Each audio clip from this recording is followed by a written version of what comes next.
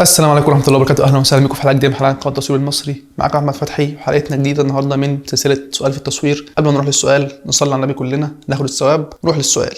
السؤال من بيتر وائل اللي سالنا قبل كده برضو، بيقول عايز اعرف ازاي نصور ازاز بطريقه احترافيه.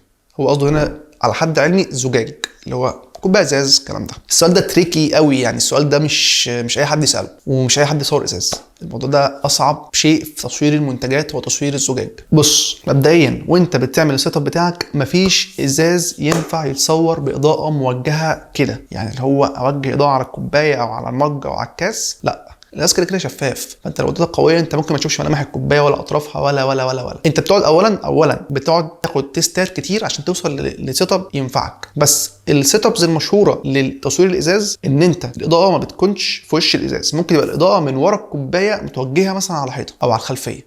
يعني انا بصور مثلا على خلفيه بيضه، انا هوريكم صوره برضو انا بتكلم كنت مصورها بكوبايه ازاز برضو حاجه زي كده على خلفيه بيضه.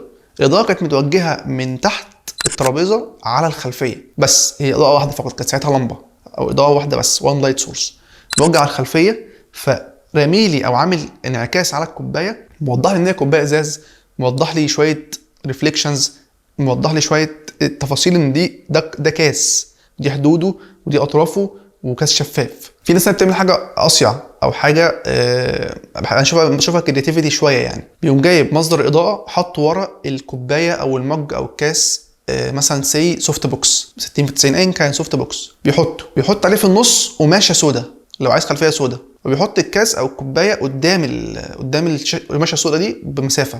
اصبحت الاضاءه كده جايه منين؟ كده سوفت بوكس وفي النص فيه اسود، فيمين في اضاءه وشمال في اضاءه. الاضاءه بتبقى عامله زي ريم لايت كده محدده لك اطراف الكوبايه، ودي هتلاقيها بيستعملوها الناس اللي عايزين يعني في مستوى كرياتيفيتي في الصوره، عايز يعمل شكل معين، عايز يبين اطراف الازازه.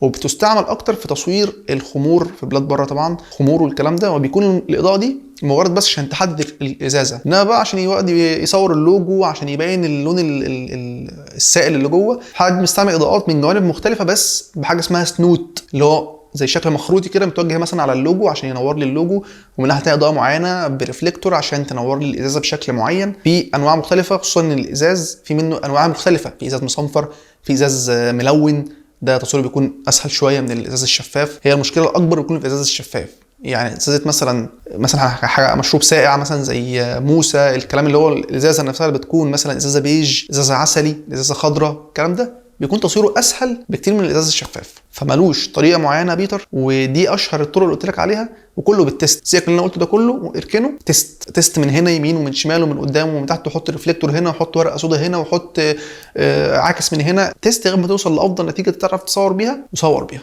يا رب اكون فدتك واستفدت اللي انت عايز تسمعها مني. عندكم اي سؤال سيبوا لي في الكومنتات تحت الفيديو، لو اقدر اجاوب عليها اجاوب عليه على طول. وسلام.